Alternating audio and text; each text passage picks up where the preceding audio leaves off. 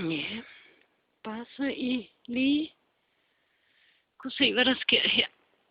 Det er nemlig ikke så ringe endda. Hvad er det i dag, Per? Den 26. oktober.